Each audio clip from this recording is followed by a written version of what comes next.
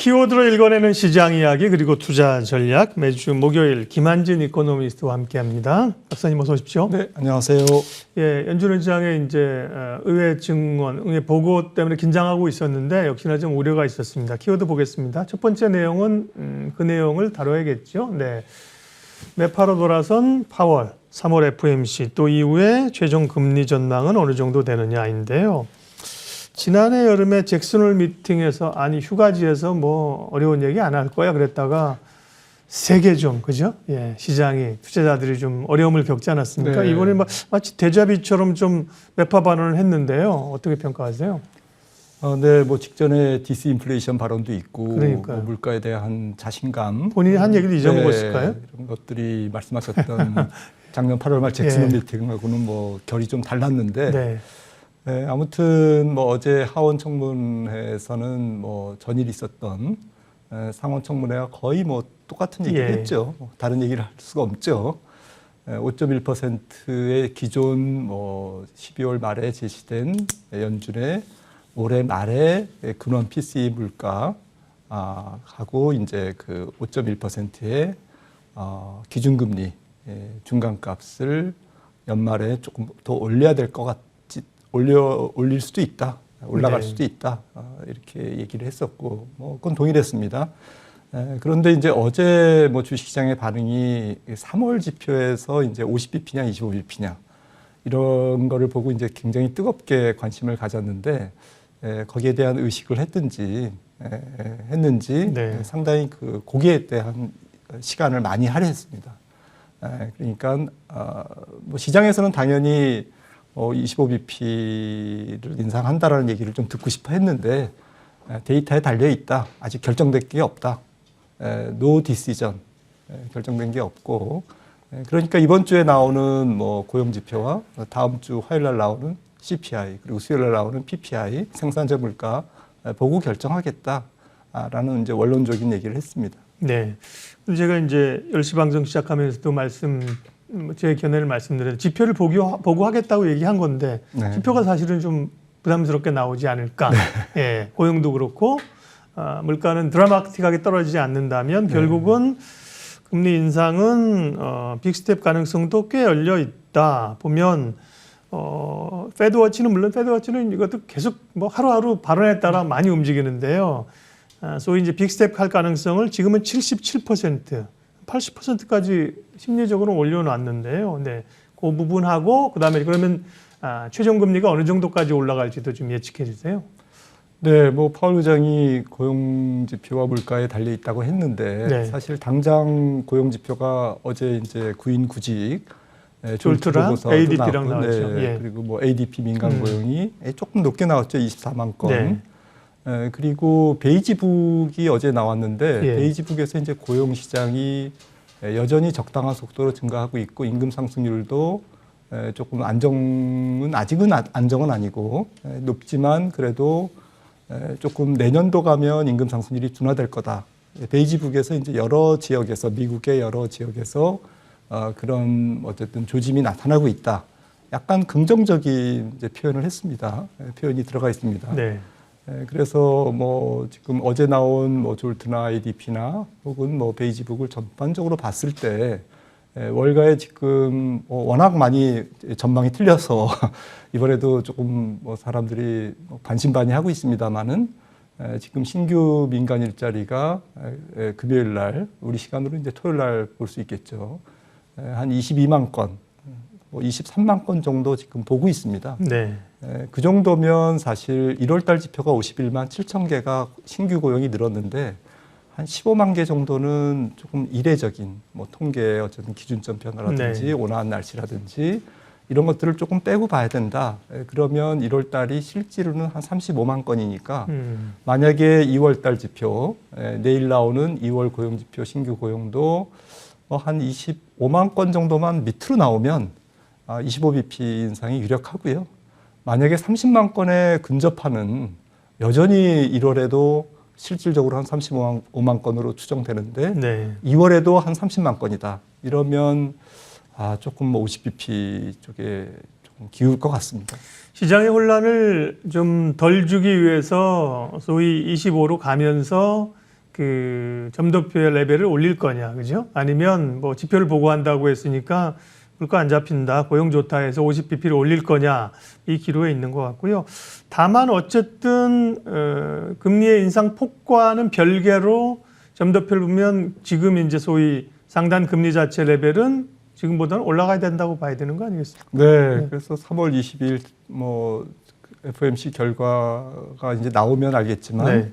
19명의 이제 연준 위원들이 이제 점도표를 찍는데 앞서도 말씀 나눴듯이 12월에 5.1%의 중간값에서 이번에는 한 5.5%까지는 네. 올라갈지 않을까, 한 400pp 정도, 한 4%포인트 정도 더 위로 올라갈지 않을까. 이 얘기는 6월에 뭐 어쨌든 25bp를 가정했을 때 네. 25bp씩 인상하면 3월과 4월과 5월과 6월 4월은 없죠. 네. 3월, 5월, 6월은 기본이고, 그러면 5.5는 기본이고 최종 금리가 그 다음에 일부 뭐 말씀하셨듯이 CME 선물 시장에서 예상하는 그보다 높은 5.75, 그러니까 네. 7월까지도 5.75의 최종 금리를 형성하면서 이번 금리 인상의 대단원의 막이 6월까지는 기본, 7월은 잘 모르겠다. 하지만 가능성은 높다라는 쪽으로 지금 정리될 수 있겠습니다. 당초에는 지금은 이제 미국이 이제 얼마 전부터 기준금리를 이제 레인지로 설정을 하기 때문에요. 지금도 최종금리가 5.0에서 5.25 정도. 저는 상단으로 그냥 편하게 보니까 5.25에서 5.75 정도로 어쨌든 네. 50bp 정도는 더 올라간다고 봐야 된다. 그렇습니다. 네. 그리고 이제 올해 사실은 금리 인하를 기대하기는 점점 희미해져 가고 있다. 네, 맞습니다.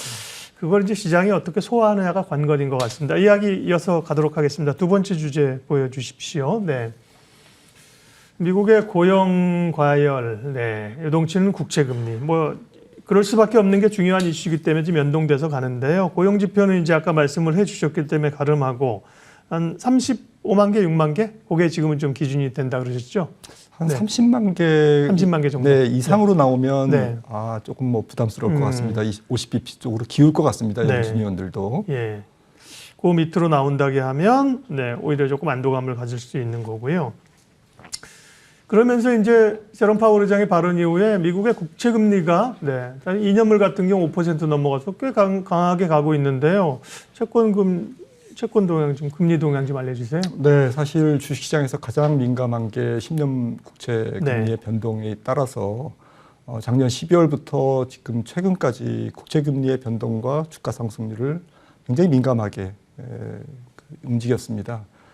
사실 국채 금리가 이렇게 또 튈지는 몰랐는데 지난번 4.0% 살짝 올라갔을 때 이제 사람들이 다 피크아웃이라고 했는데 네, 다시 4% 금리를 보게 됐습니다. 사실 현재 2년물, 3년물, 5년물 뭐 대략 한 4.3에서 4.7 이 정도의 형성이 돼 있거든요. 그 얘기는 뭐 5.5%를 최종 기준 금리라고 가정했을 때 내년까지 연준이 금리를 한 두세 번밖에는 못 내린다. 내년에. 라는 것을 채권 시장에서는 프라이싱하고 있는 거고요. 네. 그러니까 5.5%까지 만약에 올린다고 가정했을 때 쭉 동결했다가 내년도에 내려도 한 두세 번 이상은 못 내린다라고. 두세 번 이상 못 내린다는 얘기는 첫 금리 인하가 연초부터 시작되기는 어렵다라는 것을 이제 채권 시장에서 지금 프라이싱하고 있는 거고요. 네. 아무튼 지금 채권 금리는 올해 조금 국채 10년물 기준으로 말씀을 드리면 주식시장의 가장 중요한 만약에 6월에 최저금리 인상이 이제 끝난다면 금리 인상이 끝난다면 오는 4월이나 그러니까 다음 달이나 5월 정도가 국채 10년물의 피크가 아닐까. 2008년에도 그랬고 또 뭐 직전 2016년의 금리 인상기에도 조금 최종 금리 인상을 하는 달 D-한 2개월 전부터는 국채 금리가 빠지기 시작했거든요. 왜냐하면은 이제 하반기에는 그동안 연준이 올린 국채 금리가 시차를 두면서 이제 경기 침체를, 경기 둔화를 유도할 것이기 때문에 국채 금리가 하락 쪽에 조금 내려가는 쪽에 사람들이 베팅을 하죠. 그러니까 국채를 산다는 얘기죠. 그래서 국채 금리의 피크아웃 시점은 변곡점은 곧 이루어진다. 한 4월, 빠르면 4월 다음 달, 좀 늦어도 한 5월 정도. 그런데 만약에 최종금리 인상이 7월 내지는 뭐 9월로 이연된다 하면 조금 또 그것도 국채금리의 피크아웃 시점도 조금 더 뒤로 미뤄지겠죠. 아무튼 올해 국채금리 레벨은 3.3%에서 4.3%, 한 1%포인트 레인지에서 움직일 것 같습니다. 시장은 항상 먼저 실질 지표들은 먼저 움직이니까요. 가격 지표들은요. 세 번째 키워드 확인하겠습니다. 좀 좋은 얘기가 있어야 되는데 좀 다 부담스러운 얘기들이 오늘 좀 많습니다.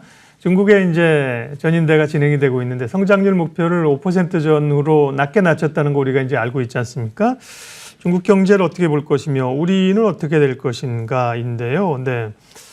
한 5%로 낮게 제시한 걸 가지고 실망이다라는 측면과 함께 한쪽에서는 낮게 제시하고 그거보다 우리가 더 달성했어. 이런 정책 효과, 선전 효과를 노린 것 아니냐. 이런 시각도 있습니다. 박사님 어떻게 보셨어요? 네, 저는 후자일 것 같고요. 5%는 기본이기 때문에 5%로 제시한 것 같습니다. 작년에 5.5% 제시했다가 3% 달성했기 때문에 올해도 똑같이 미달성을 하면 지도부에 부담이 있기 때문에 5%는 이제 계산해 보니까 확실하다라는 거고요. 마지노선이고요. 아마 5.5%에 가까운 5.5% 찍을 가능성이 저는 높아 보입니다. 중국 경제 성장률이 올해. 그래서 서프라이즈가 저는 좀 기대되고요. 다만 이제 지금 기저 효과가 가세됐고 또 경제활동 재개가 어느 분야에서 조금 집중되느냐라는 점에서 이제 주식시장과 우리나라 경제에 대한 수혜 효과가 조금 달라지겠죠. 우리 경제 영향을 얘기하겠습니다. 우리 경제는 사실은 중국의 그런 리오프닝의 특수를 좀 누려야 하는데요. 미중 간의 갈등 사이에 끼어 있는 상황이고, 환율도 여전히 높은 상황이고, 뭐 이것저것. 지금 또 연준이 만약에 이번에 빅스텝으로 가게 되면 우리 금통위도 뭐 밀려서 사실 금리를 또 올려야 되는 상황 아니겠습니까? 그런 것들이 대체적으로 부담스러운데요. 우리 경제는 당초 전망처럼 상저하고로 하반기는 좋아질까 아니면 수정을 해야 되는지 말씀해 주십시오. 네, 조금 기류는 뭐 올해를 지나면 내년도에는 조금씩 나아지겠다라는 이제 전망이 우세했는데 생각보다 연준이 기준금리를 말씀하셨듯이 조금 더 올리고 22도 더 올린다면 아무래도 경기 침체가 올 연말 정도에 시작될 것 같거든요. 전 세계적으로. 그렇다면 오히려 어려운 시점은 올 연말부터 내년 상반기가 아닐까, 우리나라 경제가.